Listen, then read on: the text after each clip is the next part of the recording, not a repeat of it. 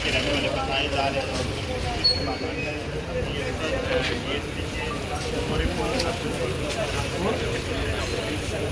अगर उसकी बीवी के साथ ये सब हो रहा है तो सोचिए कि आम इंसान के साथ अगर इतनी भी हेल्प प्रशासन नहीं कर सकता, इतनी भी हेल्प इसको जॉब तक नहीं दे सकता, तो मुझे लगता है फिर एलजी साहब आप भी चेयर उठाइए, जाइए दिल्ली में जाकर बैठिए। क्योंकि अगर आप जम्मू कश्मीर की बेटी की इतनी सी भी हेल्प नहीं कर सकते, इसके बच्चे के पढ़ाई का खर्चा भी नहीं उठवा सकते, तो मुझे बता दीजिए आने एसएचओ के द्वारा हरास करने की वजह से इनके पति ने जो है वो सुसाइड किया है और ये सारा आरोप जो है वो एसएचओ के ऊपर लगा रहे हैं। और ये भी कहना है कि अब ये सिर्फ इंसाफ की मांग कर रहे हैं। हालांकि बार बार इनका यही कहना है कि हमें होम ट्यूशन पढ़ाती थी, बड़ी मेहनत करते थे, वो भी हस्बैंड भी करता, ये भी करते थे कि हमारा बच्चा सब पढ़ सके और हम खाना खा सके दो टाइम का।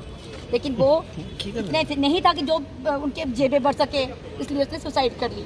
कल पुलिस यही कहा कि इन्वेस्टिगेशन होगी उसके खिलाफ, एसएचओ के खिलाफ, और जो उनसे बनता है वही होगा, वही करेंगे। क्या बनेगा मुझे बताओ ना। आज तो आप कर दोगे जो भी होगा भाई, थोड़ा सा करोगे, कल को क्या करेगा? कैसे पूरी लाइफ पड़ी है, बच्चा छोटा है, वो कैसे करेगा?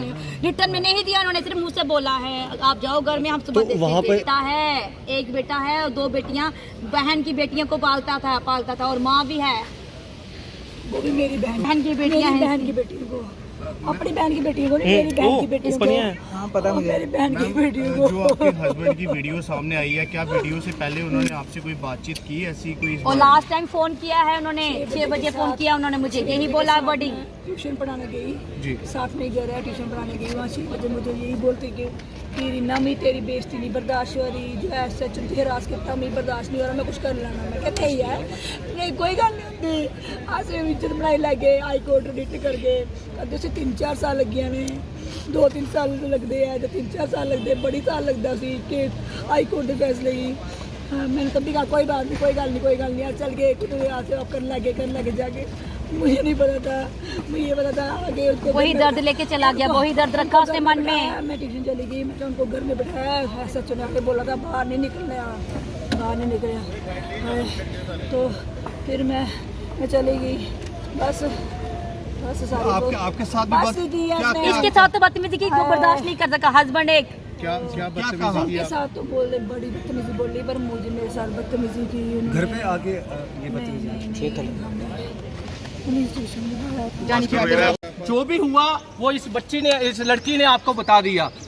लेकिन मेरी सरकार से ये अपील है, मेरा ये फर्ज बनता है कि जो इस टाइम ये गम में है, इनको नहीं पता चल रहा कि क्या मतलब कि हम क्या डिमांड रखें और क्या नहीं रखें। जो मुझे समझ आ रही है, जो जम्मू की बेटी के साथ हुआ है, मेरी ये डिमांड है किया है, वो 5-5 लोगों को पालता था। अपनी इसकी जो साली है, बड़ी साली जो जिसने सुसाइड किया, वो भी डेथ हो चुकी है, उसके हस्बैंड की भी डेथ हो चुकी है और उसके बच्चे भी इनके घर में रहते हैं। इसकी सास वो अपनी सास के मकान में रहता था, सोचिए, जाने कि वो अपने सास के उसके घर अपना घर भी नहीं था उसके पास, फिर भी वो 5-5 लोगों को पालता था। ये लड़की भी सुबह से लेकर शाम तक लोगों के घर में ट्यूशन पढ़ाती थी, होम ट्यूशन देती थी।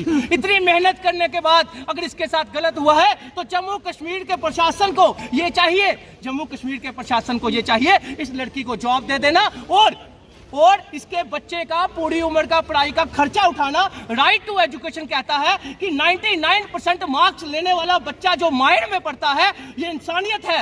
ये इंसानियत अगर प्रशासन में बची हुई है, बच्चे का जो पढ़ाई का खर्चा है, जो कि 10-11 साल का बच्चा है, इसका एक सिंगल बच्चा 10-11 साल का है, उसका पढ़ाई का खर्चा पूरी उम्र का उठा ले और इसको नौकरी दे दे।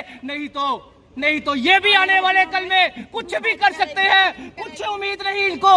आप मुझे बताइए, एक आदमी घर में कमाने वाला हो, 5 खाने वाले हो, तो वो क्या करेंगे? बुजुर्ग माँ है इसके घर में, छोटा बेटा है इसके घर में, खुद इसकी हालत देख लीजिए।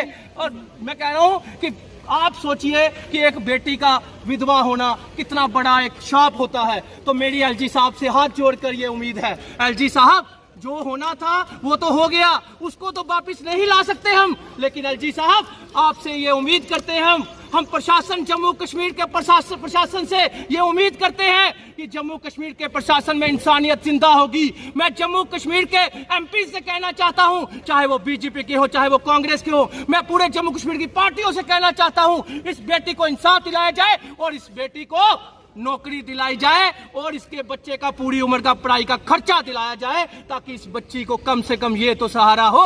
मेरा बच्चा जो है, जो 99% मार्क्स लेता था, आज भी उसी स्कूल में शान से जा रहा है।